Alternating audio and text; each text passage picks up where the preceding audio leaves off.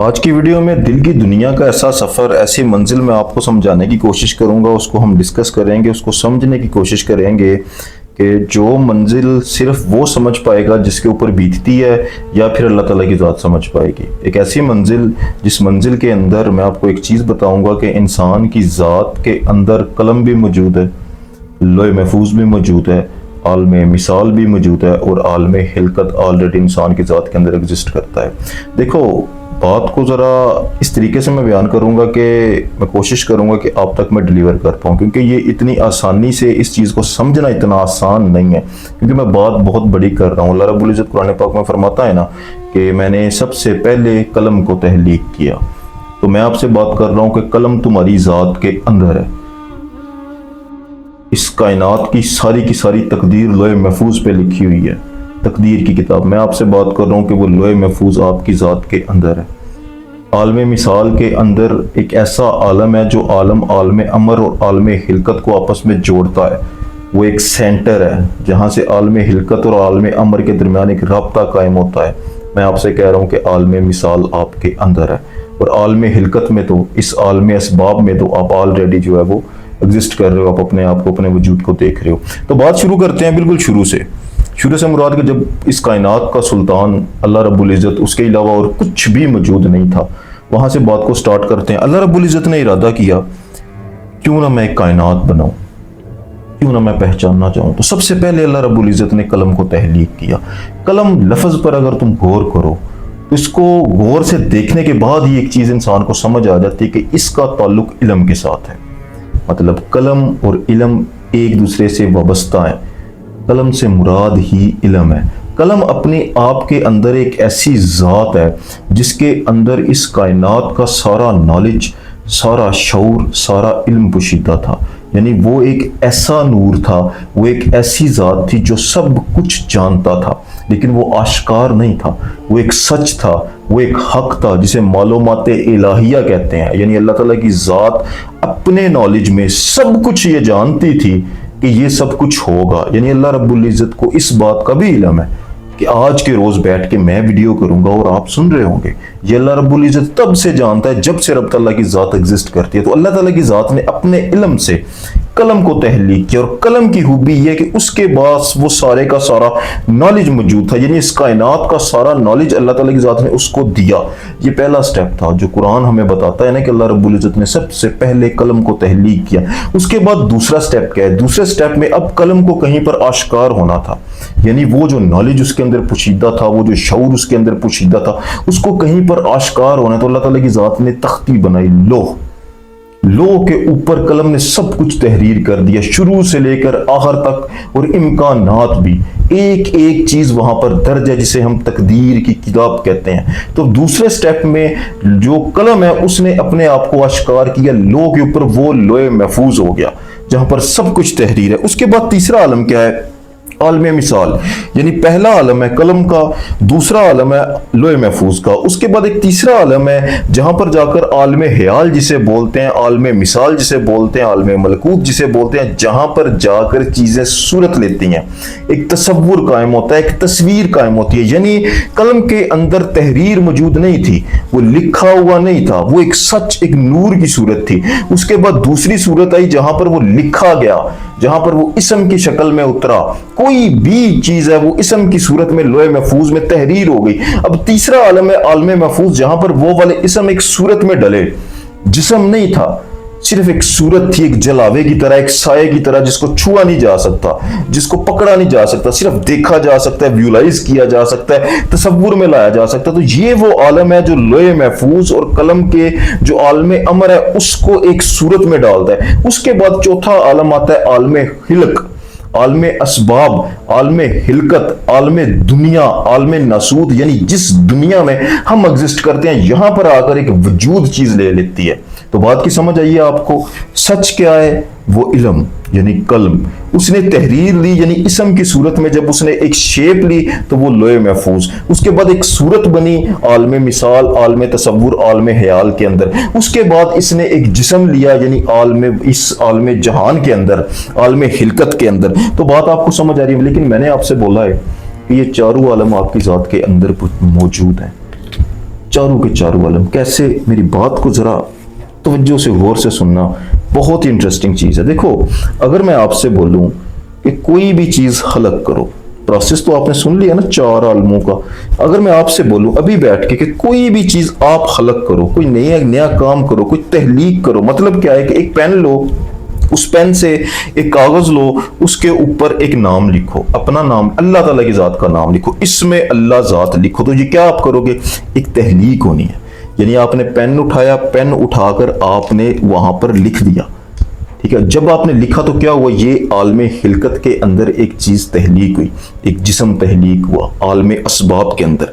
लेकिन यहां पर लिखने से पहले, आलमे हिलकत में ये लफ्ज आपके लिखने से पहले कहीं और पर मौजूद था। कहां पर मौजूद था, आलमे मिसाल के अंदर। वो आलमे मिसाल की तरह, आलमे ख्याल की तरह यहां पर। मतलब कि जब आपने अल्लाह ताला की जात का नाम लिखा तो आपने ये सोचा, आपने ये तसव्वुर किया कि ये मैंने किस जुबान में लिखना है। मैंने फारसी में लिखना है, मैंने इंग्लिश में लिखना है, मैंने उर्दू में लिखना है, मैंने किस डिज़ाइन, किस सूरत में ये इसम लिखना है, कितना बड़ा लिखना है, कितना छोटा लिखना है। ये फैसला कहाँ पर हुआ, ये फैसला जब आप लिख रहे थे तब नहीं हुआ, बल्कि उससे पहले कहीं पर ये नक्शा छप चुका था। आपकी जात के अंदर एक धुंधली सी तस्वीर, आलमे मिसाल जैसी तस्वीर, जिसको आप छू तो नहीं सकते, जिसको आप पकड़ तो नहीं सकते, लेकिन वो आपकी जात के अंदर ही कहीं मौजूद था। तो वो यहां पर था। अल्लाह ताला की जात का नाम आपने किस जुबान में लिखना है, किस डिजाइन में लिखना है, किस कलर में लिखना है, कितना बड़ा लिखना है, सब कुछ यहां पर मौजूद था। तो यहां से पहले, यानी आलमे हिलकत से पहले, वो चीज आपकी जात के अंदर मौजूद है। अब ये तो हो गया दूसरा आलम, आलमे मिसाल। इससे पहले भी ये इसम जो आपकी यहां पर दिमाग में है, कहीं और पर मौजूद था।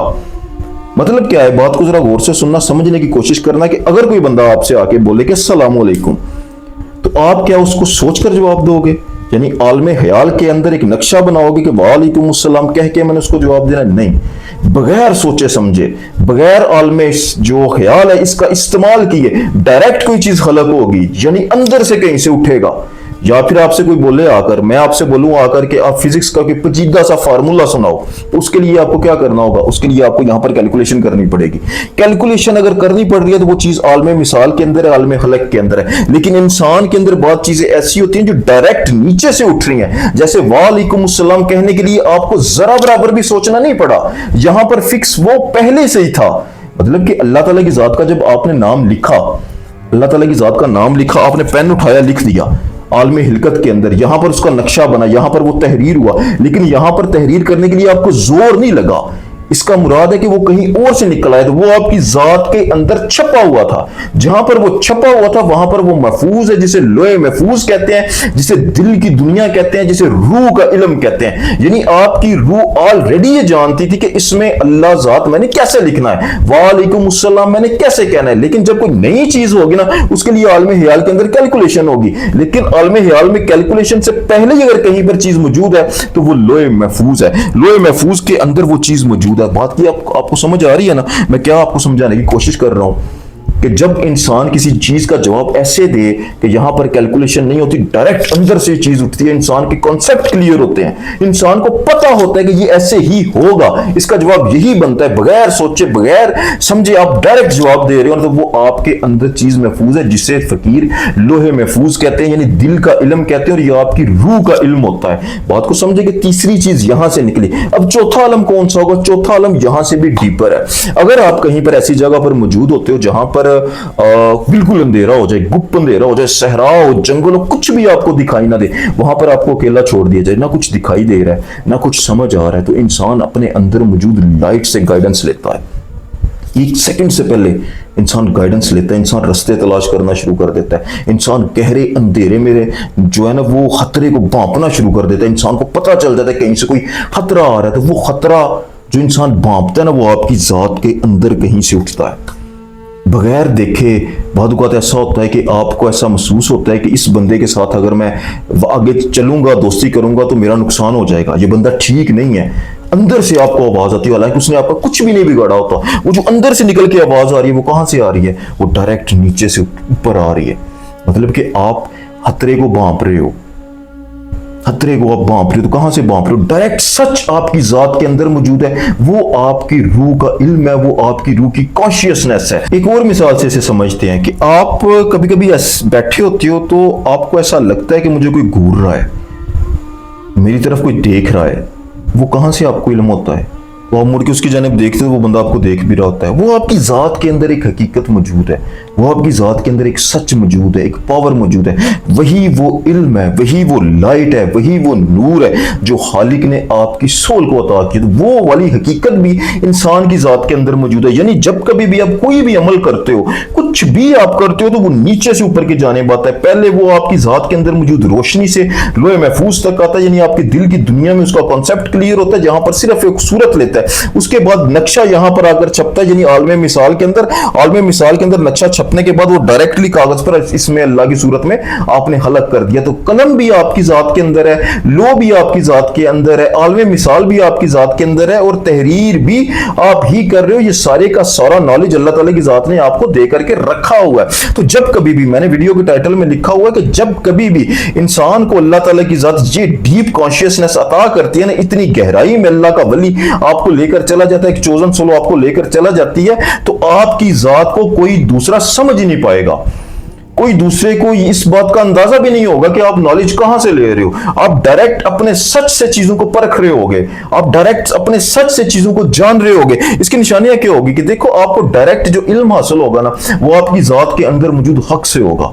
आपको ये सेंचुरी सिस्टम को इस्तेमाल करने की जरूरत नहीं है, आपको अपनी जात के अंदर से गाइडेंस मिलना शुरू हो जाएगी। आने वाले वक्त, दूसरी उसकी निशानी क्या होगी कि आने वाले वक्त का सटीक अंदाजा आप लगा सकोगे कि क्या होने वाला है। आपकी जो सिक्स सेंस है वो इतनी अवेकन हो जाएगी, आपका जो पेश गोई है वो बहुत ही दुरुस्त होगी। तो वो नॉलेज भी आपको बाहर से नहीं, आपकी जात के अंदर से आप चीजों को भांपते हो। आपके ख्वाब, तीसरी निशानी, मुकम्मल तौर पर सच्चे हो जाएंगे। ऐसा ख्वाब आप देखोगे, जो आप सुबह को देखोगे तो बिल्कुल ही वो क्लियर सच्चा ख्वाब होगा। चौथी उसकी निशानी क्या होगी? देखो, आप कोई भी शख्स आपके सामने आए ना, उसको देखकर आप उसको भांप जाओगे। इस बंदे की नीयत क्या है, इस बंदे की सोच क्या है, ये बंदा, मैं बात को जरा डीप लेके जाता हूं ना, कि ये बंदा जो है वो किस नस्ल से है, ये काबिली है या हाबिली है। ठीक है, ये नस्लों का फर्क होता है। काबिल की नस्ल अलग थी, हाबिल की नस्ल अलग थी।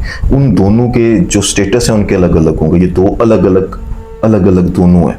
एक का अलग मयार होगा, एक का अलग मयार होगा। इसको आसान जुबान में कह सकते हो कि एक नूरी होगा, एक नारी होगा, एक हक पर होगा, एक बातिल पर होगा। ये दो अलग अलग नस्लें शुरू से चली हैं। काबिल का बुत बना था, उसकी नस्ल जो चली थी, उसके अंदर जो मादा, जो शैतानियत आ रही है, वो आज तक आ रही है, उस नस्ल के अंदर आ रही है। तो जैसे ही वो बंदा सामने आएगा तो आपकी सिक्स सेंस आपको बता दे कि ये बंदा किस टाइप का है। मैंने आपसे बोला था ना कि हर इंसान इस डेप्थ में जाकर चीजों को समझ नहीं पाएगा। तो ये कुछ निशानियां हैं जो बार बार उस पर आयां हो रही होंगी। लगातार उसके दिल में वो कुछ नजारे देख रहा होगा, उसका दिल आईने की तरह साफ हो चुका होगा, अपने दिल के अंदर वो चीजों को देख रहा होगा। इसकी पांचवी बहुत बड़ी निशानी है, वो जलवे देखेगा अपनी जात के अंदर। लेकिन ये जो सारी की सारी कहानी है ना, दिल की ये जो मंजिल है जिस पर फकीर और आशिक पहुंचते हैं, ये हर किसी की समझ में नहीं आ सकती, हर कोई इसको नहीं समझ सकता। बस शार्ट ये बात है, इंसान एक छोटा सा वजूद नहीं है, पूरी एक कायनात है। जैसे मौला अली अलैहिस्सलाम का कौल है ना कि तू क्या समझता है कि तेरा वजूद छोटा सा है, पर नहीं, तेरे वजूद के अंदर पूरी कायनात बसी हुई है, तेरे वजूद के अंदर सातों जहान बसे हुए हैं। सुल्तान फकर इसीलिए फरमाते हैं कि दिल दरिया समुद्रों डूंगे, कौन दिलां दियां जाने हो, विच्चे बेड़े विच्चे खेड़े विच्चे वनज महाने हो, 14 तबक दिले दे अंदर तंबू वांगन ताने हो, जो दिल दा महरम होंदा बाहू सोयो रमज पछाने हो। दूसरे को कुछ समझ नहीं आ सकती, जो दिल के महरम होते हैं उन्हीं को इस चीज की खबर होती है कि लो भी तू है, कलम भी तू है, आलम मिसाल भी तू है, आलम खलक भी तू है। तुझे रब ने इस कायनात में नहीं, एक कायनात बनाकर पैदा किया हुआ है। ये इस बात की गहराई है। आज के लिए इतने, जज़ाकल्लाह खैर।